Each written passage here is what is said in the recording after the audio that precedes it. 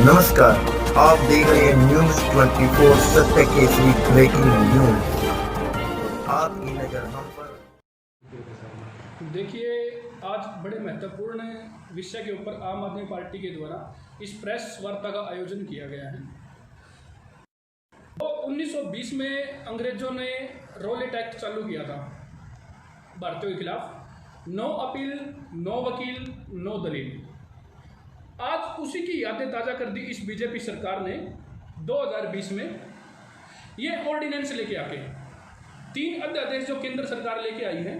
मैं शॉर्ट में एक बार उनको डिफाइन करना चाहूँगा ताकि हमारे देखने वाले सभी लोग समझ पाएँ कि सरकार की चाल क्या है और ये सरकार किस प्रकार ज़मीनों से किसानों को बेदखल करना चाहती है, उनका शोषण करना चाहती है। सबसे पहला अध्यादेश जो ये गवर्नमेंट लेके आई है बीजेपी की, फार्मर्स ट्रेड एंड कॉमर्स। इसमें क्या किया गया है, इस सरकार ने ये कहा है कि एक देश एक कृषि मार्केट होगी। कोई भी व्यक्ति जिसके पास पैन कार्ड होगा या कोई भी कंपनी या कोई भी सुपरमार्केट किसान से मंडी से बाहर ही उसके खेत में या कहीं पे भी जाके उसके अनाज को, उसकी फसल को खरीद सकती है। अब मैं बता दूं उसमें क्या होगा। अगर किसान और कंपनी का पैसों का कोई भी डिस्प्यूट होता है किसी भी प्रकार का, किसान किसी भी न्यायालय में नहीं जा सकता। उसका ऑप्शन खत्म कर दिया गया, कोर्ट में वो अपने पैसे लेने के लिए नहीं जा सकता। क्या प्रोसेस सरकार ने बनाया है कि 30 दिन के अंदर उस मामले पे एसडीएम सुनवाई करेगा और अगले 30 दिन के अंदर उस पर जो डीएम है वो निर्णय देगा। सारे लोग जानते हैं अधिकारी सरकार के प्रेशर काम करते हैं हमेशा, कैसे किसान के फेवर में वो डिसीजन दे देगा। दूसरा ऑप्शन ही लोगों ने खत्म कर दिया है कि किसान न्यायपालिका की तरफ देख ही नहीं सकता है। तीसरी सबसे बड़ी बात इस ऑर्डिनेंस में है कि एमएसपी, मिनिमम सपोर्टिंग प्राइस, जो किसानों का होता था, फसल का न्यूनतम निर्धारित मूल्य था, वो खत्म कर दिया गया है। अगर उसकी फसल 5,000 के हिसाब से मार्केट में बिकनी थी, कोई सिक्योरिटी नहीं है, सामने वाला चाहे 1,000 के हिसाब से खरीदे, तो पूर्णतः शोषण होता है। अब मैं अगली बात मैं आपकी बताता हूँ कि एमएसपी 2006 में भी खत्म किया गया था। लाखों लोगों ने एग्रीकल्चर छोड़ दी थी, कृषि छोड़ दी थी, दूसरे सेक्टर में चले गए थे। परिणाम क्या हुआ, दूसरे सेक्टरों में एम्प्लॉयमेंट का बोझ बढ़ गया। ऐसे लोग क्या करेंगे, अपना राज्य छोड़ के महानगरों की तरफ रुख करेंगे। क्या होगा, वहाँ पे पॉपुलेशन बढ़ेगी। दूसरी बात, माइग्रेशन बढ़ेगा, पलायनवाद होगा लगातार। यहाँ के लोग वहाँ जाके नौकरियाँ करेंगे, वहाँ जाके कोई महलों में रहेंगे, वो लोग झुग्गी झोपड़ियाँ बनाएंगे, फिर गरीबी बढ़ेगी, अशिक्षा बढ़ेगी, बहुत सारी चीज़ें बढ़ेगी। सरकार बिल्कुल नहीं सोच रही दिशा में। एक दिन एक कदम आगे की भी ये सरकार सोचने में अक्षम है पूर्णतः। मैं दूसरे ऑर्डिनेंस की बात करूं, इसेंशियल कमोडिटी एक्ट 1955, सरकार ने कालाबाजारी को रोकने के लिए 1955 में एक एक्ट बनाया था कि जो इसेंशियल, जो जरूरी चीज़ें हैं, उनको कोई स्टॉक नहीं कर सकता है। लेकिन इस सरकार ने क्या किया, अभी इस एक्ट में चेंज कर दिया गया। तिलहन, तेल, दाल, आलू, प्याज, इन सारी चीज़ों को जितनी मर्जी क्वालिटी में, क्वांटिटी में आप स्टोर कर सकते हो। अब सोचने का पॉइंट ये बनता है, 85% लोग देश में है, छोटे किसान हैं, उनके पास साधन नहीं है कि इन चीज़ों को महीने तक स्टोर कर लेंगे। उनके पास साधन है, बड़ी कंपनियों के पास साधन है, कोल्ड स्टोर है, उनके पास रखेंगे उसको वो लोग और बाद में हाई रेट पे उसको बेचेंगे। पूरे तरीके से किसान विरोधी कदम साबित हो रहा है। किसानों के लिए सरकार सोच रही है, कंपनियों के बारे में लगातार सोच रही है। दूसरा मैं आपको बता दूं, तीसरा एक्ट इसमें कॉन्ट्रैक्ट फार्मिंग का है। तीसरा अध्यादेश जो लाया गया है, भाई एक कॉन्ट्रैक्ट होगा कंपनी का और किसानों का। बड़ी बड़ी कंपनियां जाएंगी कॉन्ट्रैक्ट करने किसानों के साथ। जो मालिक था खेत का, वो अपने खेत में ही एक मजदूर की तरह काम करेगा। और इसी प्रकार की व्यवस्था मैं बताऊं 1820 में अंग्रेजों ने रैयतवाड़ी बंदोबस्त के नाम से लागू की थी। सेम प्रोसेस था, प्रोसेस फेल हो गया था। 20 साल के बाद अंग्रेजों ने बंद कर दी थी। पता नहीं कैसे लोग सरकार में बैठे हैं, इतिहास से कोई शिक्षा ही नहीं ले रहे हैं लगातार। आज 100 साल के बाद उसको इम्प्लीमेंट कर रहे हैं बिना किसी तैयारी के, वो भी। और इसमें क्या होगा, ये जो इन लोगों ने कॉन्सेप्ट उठाया है, पश्चिमी देशों से उठाया है, यूरोप से, अमेरिका से।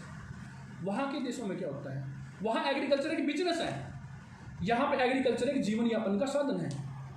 और वहाँ पे जो सरकार है, हर साल यूरोप और अमेरिका में आप जाके देखिए 7 लाख करोड़ रुपए किसानों को देती है। हमारी सरकार तो 1 रुपया भी नहीं देती है।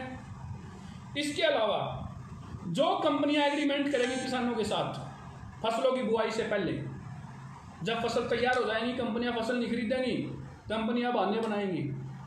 जब किसान की फसल खराब होने को होगी तो कंपनियां उस टाइम पे आगे आएंगी और औने पौने दामों में फसलें खरीदेंगी। उनके पास कोई ऑप्शन नहीं बचेगा, क्योंकि जुडिशरी का ऑप्शन सरकार ने पहले ही खत्म कर दिया है। ऐसा ही एग्जाम्पल पिछले साल पेप्सिको नाम की कंपनी ने गुजरात में अप्लाई किया था। 1 साल में सैकड़ों करोड़ रुपए का उसने किसानों पर मुकदमा कर दिया था। कॉन्ट्रैक्ट फार्मिंग का एग्जाम्पल बताता हूं जो सरकार नहीं देख पा रही है। बाद में किसान संगठनों के भारी विरोध के बाद मुकदमा वापस लिया गया था। अब कंक्लूजन अगर मैं बताता हूं इसका, सबसे पहली बात तो एमएसपी खत्म हो गया है, उसके बारे में सरकार ना बात कर रही है, ना बात करने के लिए तैयार है। दूसरी बात मैं बताऊं, हमारे संविधान में 3 सूचियां दी गई हैं, संघ सूची, राज्य सूची, समवर्ती सूची। संघ सूची पे कानून बना सकता है केंद्र, राज्य सूची पे कानून बना सकता है राज्य सरकार, और समवर्ती सूची पे बना सकते हैं दोनों। चूंकि कृषि राज्य सूची का विषय है, इसलिए केंद्र सरकार को कोई अधिकारी नहीं है उसके ऊपर कानून बनाने का। पूर्णतः ये अध्यादेश असंवैधानिक है। ये सरकार पहले तो लोकतंत्र विरोधी थी, आज ये संविधान विरोधी हो गई है। इसका गैर संवैधानिक कृत्य है, करोड़ों लोगों के भूख से मारने के लिए तैयार है, करोड़ों बच्चों के मुंह से निवाला छीनने के लिए तैयार है। और मैं बताऊं, ये अध्यादेश गैर लोकतांत्रिक है, अलोकतांत्रिक है। क्यों है? जब पूरा देश कोरोना से लड़ रहा है, लोग घरों में कैद हैं, संसद बंद है, पार्लियामेंट का सेशन नहीं चल रहा है, ऐसे टाइम पे ऐसी क्या नौबत आई कि सरकार ने अध्यादेश लागू किया। इसके पीछे की सीधी सी मंशा स्पष्ट है सरकार की। सरकार पूरे भारत को गुलाम बनाना चाहती है इन कंपनियों का। सरकार नहीं चाहती है कि जो किसान 2 जून की रोटी कमा रहा था वो भी उसको मिले। इसी ऑर्डिनेंस के विरोध में जब हमारे किसान भाई कल कुरुक्षेत्र में आयोजित किसान महारैली में जा रहे थे, विभिन्न जिलों से, अलग अलग जगहों से, तो ऐसे समय में सरकार ने एक बिल्कुल निरंकुश, गैर लोकतांत्रिक, अमर्यादित बर्ताव उनके साथ किया। उनको जानवरों की तरह मारा गया, पीटा गया। जब ये लोग रैली करते हैं उस टाइम क्या कोरोना नहीं होता है? इन्होंने अपने प्रदेश का अध्यक्ष बनाया, रैली करी। कई ऑप्शन ऐसे हुए, लगातार इन्होंने भीड़ इकट्ठा करी है। बड़ौदा में रोज इकट्ठा कर रहे थे। क्या उस समय पे कोरोना छुट्टी पे चला जाता है? किसान लोग अगर खड़े हो रहे हैं अपने अधिकारों के लिए तो क्या गलत कर रहे हैं? कल हजारों लोगों को बुरे तरीके से दौड़ा दौड़ा कर पीटा गया और कईयों के हाथ टूट गए, कईयों के पैर टूट गए हैं, सर लोगों के फूटे हैं, ऐसे हमारे पास खबरें हैं। और सरकार ने उनके साथ किसी भी प्रकार की वार्ता नहीं की है। ये कहाँ का न्याय है? मुझे नहीं लगता है कि हम एक लोकतांत्रिक देश में रह रहे हैं। मैं बताऊं खट्टर साहब को कि ये देश संविधान से चलता है। एक विवेकहीन मनुष्य के कुछ भी कहने से देश नहीं चलेगा, प्रदेश नहीं चलेगा।